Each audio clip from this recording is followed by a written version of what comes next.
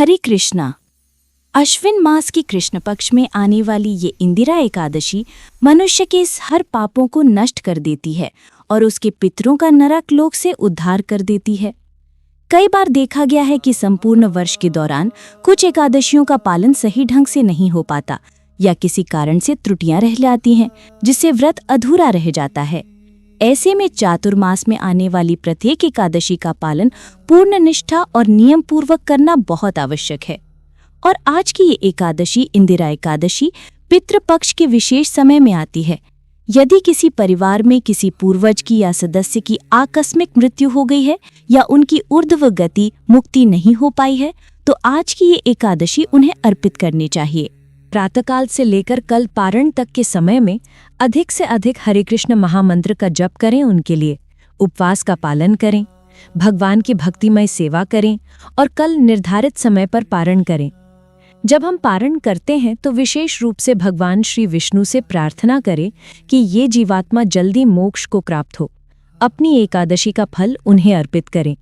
जब हम इस प्रकार अपनी एकादशी के फलों को हमारे पूर्वजों को अर्पित करते हैं तो वे केवल संतुष्ट ही नहीं होते, बल्कि नरक लोक की यातनाओं से भी मुक्त हो जाते हैं।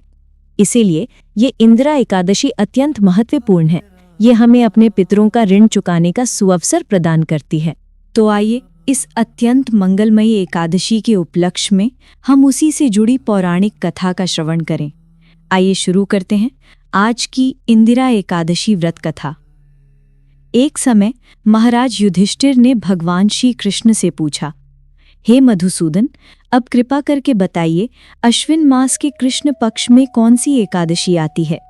इस एकादशी का महात्म्य क्या है? इसका पालन कैसे करना चाहिए? और क्या पूर्व काल में किसी ने इसका पालन किया था? यह सुनकर भगवान श्री कृष्ण कहने लगे, हे महाराज युधिष्ठिर, आपका प्रश्न जन कल्याण के लिए है। अब ध्यान से सुनिए। अश्विन मास के कृष्ण पक्ष में आने वाली एकादशी को इंदिरा एकादशी के नाम से जाना जाता है। ये विशेष एकादशी पितृपक्ष में आती है। इसका पालन करने से मनुष्य के समस्त पापों का नाश हो जाता है और वो अपने पूर्वजों का उद्धार भी कर देता है। यदि किसी के पूर्वज नरक लोक की यातना में है या उनकी दुर्गति हुई है, तो इस एकादशी का पालन करके उसका फल उस पूर्वज को अर्पित करने से उसका उद्धार हो जाता है, उसे मोक्ष की प्राप्ति होती है। ऐसा ही एक प्रसंग बहुत पहले के समय में हुआ था। सतयुग में इंद्रसेन नाम के एक विख्यात राजा थे, जो हर प्रकार के सुख, समृद्धि, संपत्ति और ऐश्वर्य से संपन्न थे। वे धार्मिक थे, भगवान विष्णु के भक्त थे और सदैव भगवान की सेवा, पूजा और अपनी कर्तव्य निष्ठा में लगे रहते थे।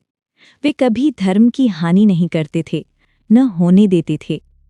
वे महिष्मतीपुरी में निवास करते थे और वहीं से संपूर्ण पृथ्वी का पालन करते थे। एक दिन राजा अपने राजमहल में मंत्रियों के साथ विचार विमर्श कर रहे थे। तभी भगवान के शुद्ध भक्त नारद मुनि का आगमन हुआ। जैसे ही नारद मुनि आकाश मार्ग से नीचे उतरे, राजा इंद्रसेन ने उनका आदरपूर्वक पूजन और अर्चना किया। उन्हें बैठने के लिए सुंदर आसन प्रदान किया। जब नारद मुनि बैठ गए, राजा ने उनसे पूछा, हे देवर्षि नारद, आपका आगमन अत्यंत कल्याणकारी है। कृपया बताइए कि आज आपके पवित्र आगमन का उद्देश्य क्या है?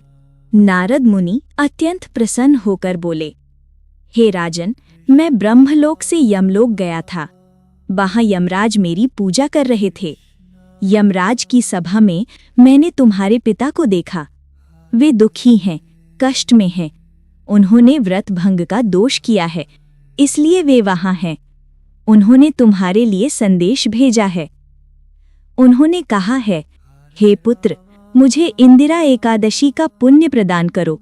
अब मैं अधिक समय नहीं रह सकता, कृपया मुझे जल्दी स्वर्ग भेजो। ये संदेश लेकर मैं आपके पास आया हूँ। तुम अपने पिता को स्वर्गलोक की यात्रा करवाना चाहते हो तो इस इंदिरा एकादशी का निष्ठापूर्वक पालन करना।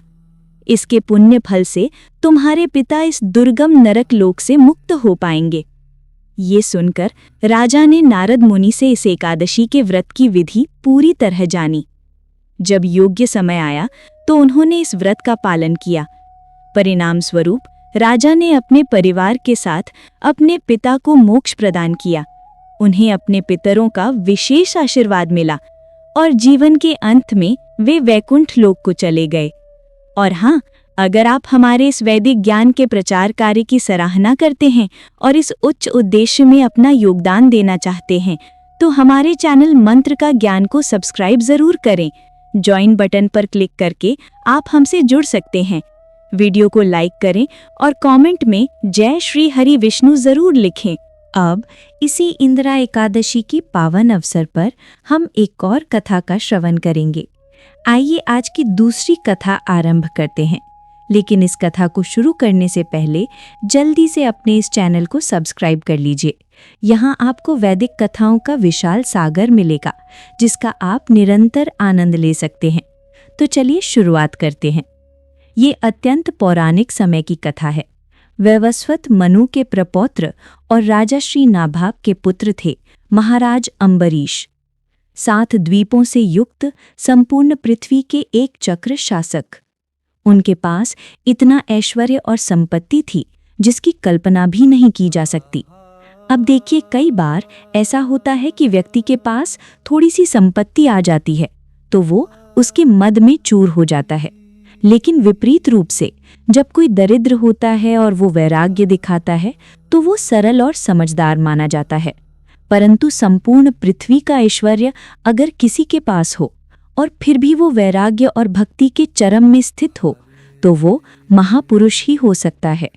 महाराज अम्बरीश भी ऐसे ही परम भक्त और सर्वोच्च कोटि के राजा थे। उनके लिए उनकी संपत्ति स्वप्न से कम नहीं थी।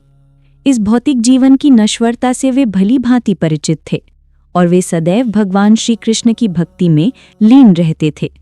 अपनी दैनिक कार्यों में वे भगवान श्री कृष्ण को समर्पित रहते थे और प्रत्येक इंद्रिय को भगवान की सेवा में निहित करते थे। उनकी प्रजा भी उनकी भांति ही थी, जो अपना अधिकांश समय भगवान के पवित्र नामों के जप, कीर्तन और सेवा में बिताती थी।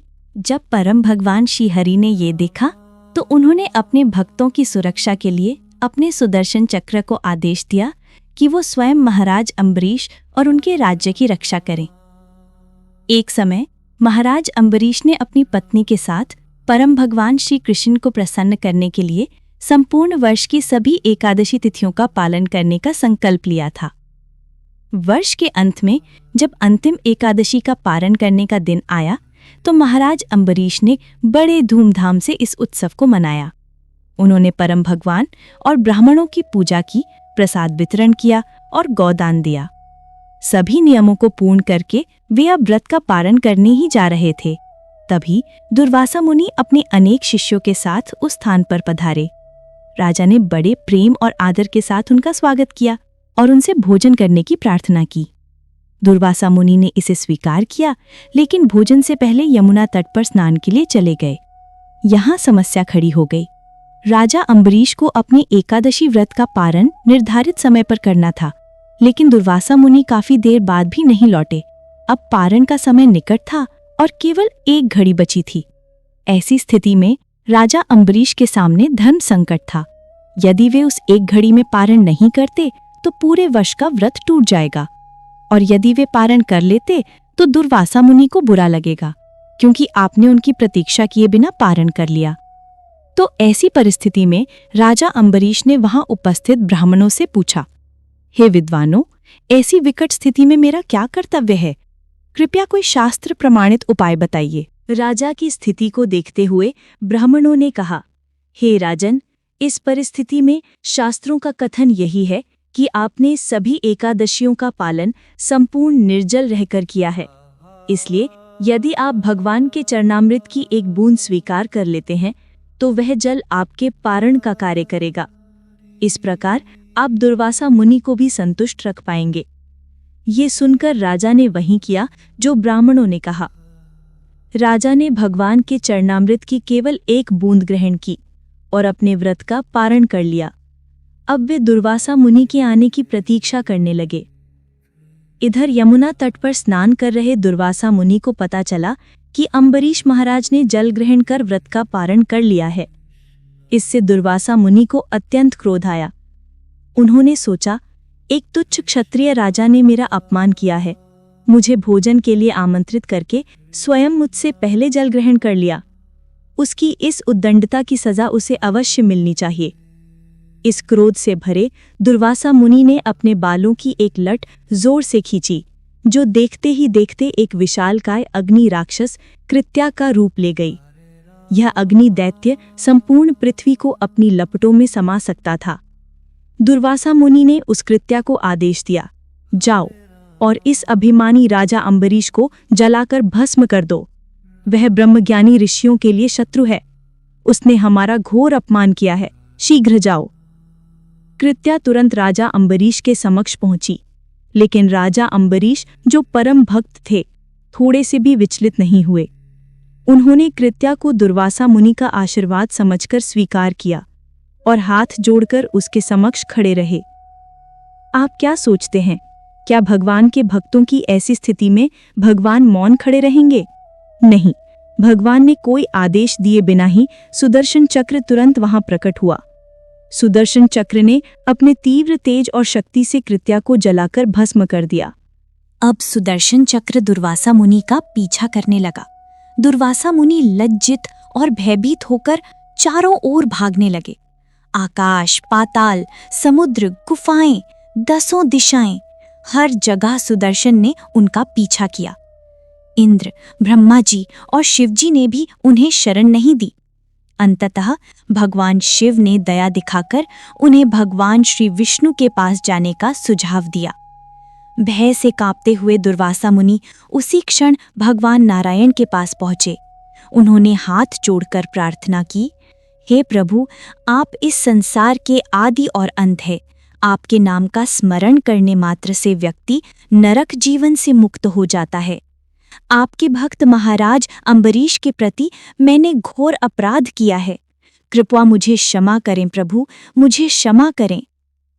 भगवान हरि अपने वक्ष स्थल पर भृगु ऋषि की लात को सह सकते हैं, अपमान भी सह लेते हैं, लेकिन यदि कोई उनके भक्त की निंदा करता है या उनके प्रति अपराध करता है तो वे क्षमा नहीं करते। इसलिए भगवान श्री नारायण ने दुर्वासा ऋषि से कहा, मैं भक्त पराधीन हूँ, मैं स्वतंत्र नहीं हूँ। मेरे भक्त भौतिक इच्छाओं से पूर्णतः रहित होते हैं। मैं उनके हृदयों में निवास करता हूँ। मेरे लिए मेरे भक्तों का प्रेम सर्वोपरि है और उनके भक्त भी मेरे प्रिय हैं। मेरे शुद्ध भक्त किसी भी स्थिति में भौतिक इच्छाओं को त्याग कर संपूर्ण रूप से मेरे चिंतन में लीन रहते हैं। ऐसे भक्तों को मैं कैसे त्याग सकता हूँ? तुमने महाराज अम्बरीश का घोर अपमान किया है और द्वेष दिखाया है, इसलिए बिना विलंब के मेरे प्रिय भक्त महाराज अम्बरीश के पास जाओ, उनसे क्षमा याचना करो। मुझे विश्वास है कि वे तुम्हें जीवनदान अवश्य देंगे। भगवान श्री नारायण की ये वाणी सुन दुर्वासा मुनि तुरंत राजा अम्बरीश के पास गए।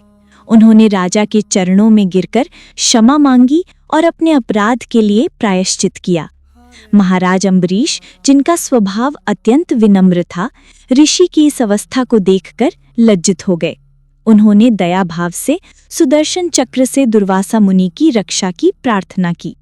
राजा की प्रार्थना सुनकर सुदर्शन चक्र वापस चला गया। दुर्वासा मुनि ने राजा की स्तुति की और उन्हें आशीर्वाद प्रदान किया। इस प्रकार भगवान ने अपने एक शुद्ध भक्त के गुणों का प्रचार किया।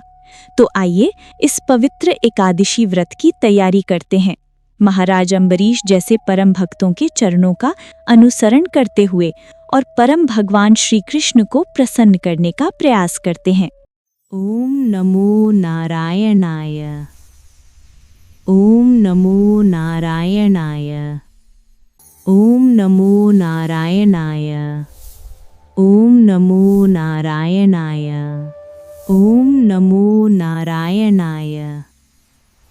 ओम नमो नारायणाय। ओम नमो नारायणाय। ओम नमो नारायणाय।